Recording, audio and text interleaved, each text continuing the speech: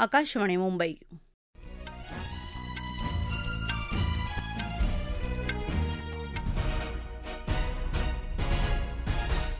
श्रद्धा वझे राष्ट्रीय बातम्या देत आहे. ठळक बातम्या. सोने आणि इतर मौल्यवान धातूंवरच्या आयात शुल्कात आजपासून वाढ. पुद्दुचेरीत एन रंगासामी यांनी घेतली मुख्यमंत्री पदाची शपथ. तामिळनाडू विधानसभेत मुख्यमंत्री जोसेफ विजय यांनी विश्वासदर्शक ठराव जिंकला. आणि भारतात या आठवड्यात नैऋत्य मोसमी पावसाचं आगमन होण्याचा भारतीय हवामानशास्त्र विभागाचा अंदाज. केंद्र सरकारने सोने आणि इतर मौल्यवान धातूंवरच्या आयात शुल्कात वाढ केली असून ही वाढ आजपासून लागू झाली. अर्थ मंत्रालयानं जारी केलेल्या निवेदनात ही माहिती देण्यात आली. सोने आणि चांदी या धातूंवर 5% शुल्क आकारलं जाईल, तर प्लॅटिनमच्या काही घटकांसाठी 5.4% शुल्क लागू होईल.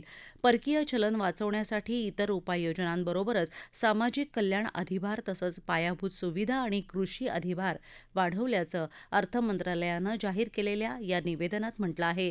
पश्चिम आशियातल्या परिस्थितीच्या पार्श्वभूमीवर काल प्रधानमंत्री नरेंद्र मोदी यांनी नागरिकांना सोने खरेदी टाळण्याचं आवाहन केलं होतं. पश्चिम आशियातल्या युद्ध परिस्थितीमुळे निर्माण झालेल्या इंधन टंचाईच्या पार्श्वभूमीवर प्रधानमंत्री नरेंद्र मोदी यांनी इंधनाचा वापर नियंत्रित करण्याचं आवाहन केलं होतं. त्या आवाहनानुसार प्रधानमंत्री मोदी यांनी आपल्या देशांतर्गत दौऱ्यासाठीच्या ताफ्यात कपात केली आहे. विशेष सुरक्षा दलाच्या कार्यपद्धतीनुसार ताफ्यातली अत्यावश्यक सुरक्षा अबाधित ठेवण्यात आली असून सुरक्षा दलातली अवांतर वाहनं कमी करण्यात आली आहेत. प्रधानमंत्र्यांच्या गुजरात आणि आसाम राज्यातल्या आगामी दौऱ्यासाठी देखील वाहनांच्या संख्येत कपात करण्यात आली आहे. गृहमंत्री अमित शहा यांनी देखील प्रधानमंत्र्यांच्या आवाहनाला प्रतिसाद देत त्यांचा सुरक्षा यंत्रणेचा ताफा निम्म्याहून अधिक कमी केला आहे. इंडोनेशियाचे परराष्ट्र मंत्री सुगिओनो यांचं आज नवी दिल्लीत आगमन झालं आहे. ब्रिक्स देशांच्या परराष्ट्र मंत्र्यांच्या बैठकीत ते सहभागी होणार असून प्रधानमंत्री नरेंद्र मोदी यांची देखील भेट घेणार आहेत. उद्यापासून 2 दिवस नवी दिल्ली इथं ही बैठक होणार आहे. ब्रिक्स सदस्य देशांचे परराष्ट्र मंत्री आणि प्रतिनिधी मंडळाचे सदस्य बैठकीला उपस्थित राहणार असून जागतिक पातळीवरच्या अनेक गंभीर मुद्द्यांवर ते विचार विनिमय करणार आहेत. पुद्दुचेरीत ऑल इंडिया एनआर काँग्रेस नेते एन रंगासामी यांनी आज मुख्यमंत्री पदाची शपथ घेतली.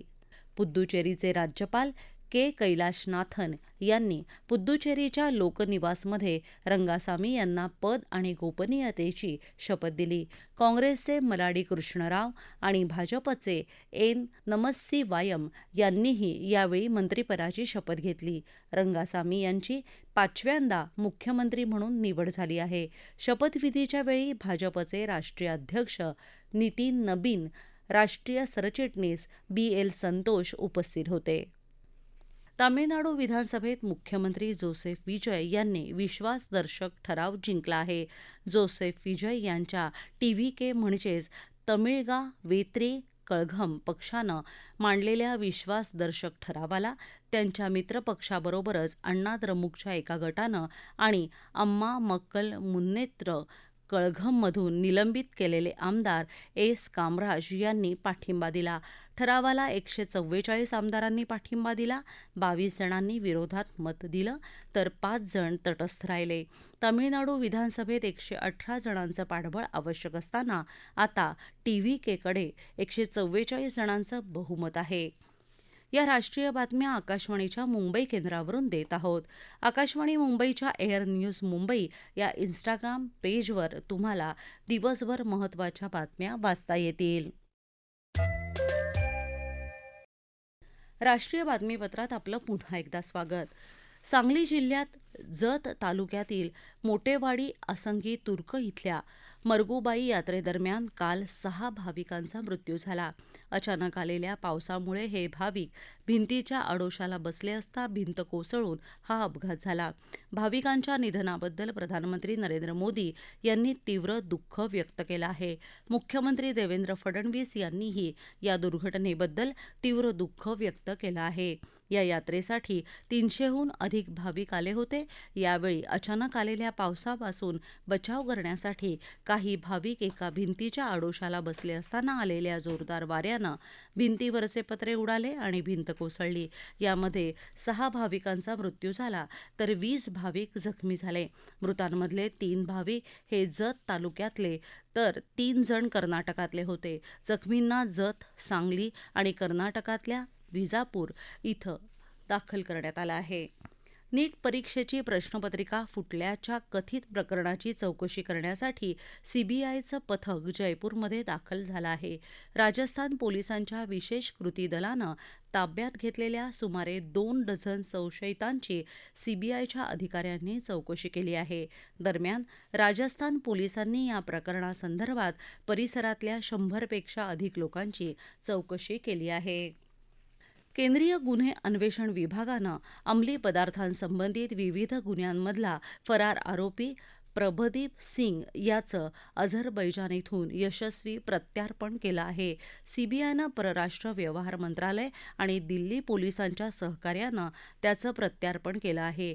त्याच्यावर दिल्लीच्या विशेष पोलीस ठाण्यात दाखल गुन्ह्याखाली तो हवा होता अशी माहिती सीबीआयनं दिली आहे. प्रभदीप हा अंमली पदार्थांच्या टोळीचा म्होरक्या होता आणि त्याच्याकडून मोठ्या प्रमाणात अंमली पदार्थ जप्त करून त्याच्या साथीदारांनाही अटक करण्यात आली होती. गेल्या काही वर्षात परदेशात फरार झालेल्या एकूण 160हून अधिक आरोपींना भारतात आणण्यात आले असल्याची माहितीही सीबीआयनं दिली आहे. समाजवादी पक्षाचे नेते मुलायम सिंग यादव यांचा धाकटा मुलगा प्रतीक यादव यांचं आज आकस्मिक निधन झालं. त्यांना उपचारासाठी लखनौच्या शहर रुग्णालयात आणलं असता त्यांचं निधन झाल्याचं घोषित करण्यात आलं. शवविच्छेदनानंतर त्यांच्या मृत्यूचं कारण समजेल असं रुग्णालयानं म्हटलं आहे. ते 38 वर्षांचे होते. प्रतीक यादव यांची पत्नी अपर्णा बिश्त यादव या भाजपा सदस्य असून राज्य महिला आयोगाच्या उपाध्यक्ष आहेत. उत्तर प्रदेशचे मुख्यमंत्री योगी आदित्यनाथ यांनी प्रतीक यादव यांच्या आकस्मिक निधनाबद्दल दुःख व्यक्त केलं आहे. भारतात या आठवड्यात नैऋत्य मोसमी पावसाचं आगमन होईल असा अंदाज भारतीय हवामानशास्त्र विभागानं वर्तवला आहे. या आठवड्याच्या अखेरीला बंगालचा उपसागर, अंदमान बेटांनजीकचा समुद्र तसंच अंदमान निकोबार बेटांच्या काही भागांवर नैऋत्य मोसमी पावसाच्या आगमनासाठी परिस्थिती अनुकूल होत आहे. बंगालच्या उपसागराच्या नैऋत्य भागात कमी दाबाचं क्षेत्र निर्माण झालं आहे. त्यामुळे तिथे चक्रीवादळ सदृश्य स्थिती निर्माण झाली असून पुढच्या 24 तासात ती अधिक तीव्र होईल असं हवामान विभागानं म्हटलं आहे. श्रीलंकेच्या पश्चिम तसंच दक्षिण भागात जोरदार पाऊस पडण्याची शक्यता आहे. बंगालच्या उपसागरात श्रीलंकेजवळ तयार झालेल्या कमी दाबाच्या पट्ट्यामुळे हवेतला बदल होऊन 200 मिलीमीटरहून जास्त पावसाची शक्यता श्रीलंकेच्या हवामान विभागानं वर्तवली आहे. येते काही दिवस हवेतले बदल कायम राहतील. त्यामुळे पूर, जोरदार वारे तसंच विजांचा कडकडाट यांची शक्यता असल्यानं नागरिकांनी काळजी घ्यावी असं श्रीलंकेच्या हवामान विभागानं म्हटलं आहे. IPL क्रिकेट स्पर्धेत आजचा सामना रॉयल चॅलेंजर्स बंगळुरू आणि कोलकाता नाईट रायडर्स यांच्यात होणार आहे. न्यू रायपूर इथं शहीद वीर नारायण सिंग मैदानावर संध्याकाळी 7:30 वाजता या सामन्याला सुरुवात होईल. अहमदाबाद इथे झालेल्या कालच्या सामन्यात गुजरात टायटन्सनं सनरायझर्स हैदराबादचा 82 धावांनी पराभव केला. या विजयामुळे गुजरातचा संघ गुणतालिकेत पहिल्या स्थानावर आहे. ठळक बातम्या पुन्हा एकदा. सोने आणि इतर मौल्यवान धातूंवरच्या आयात शुल्कात आजपासून वाढ. पुद्दुचेरीत एन रंगासामी यांनी घेतली मुख्यमंत्रीपदाची शपथ. तामिळनाडू विधानसभेत मुख्यमंत्री जोसेफ विजय यांनी विश्वासदर्शक ठराव जिंकला.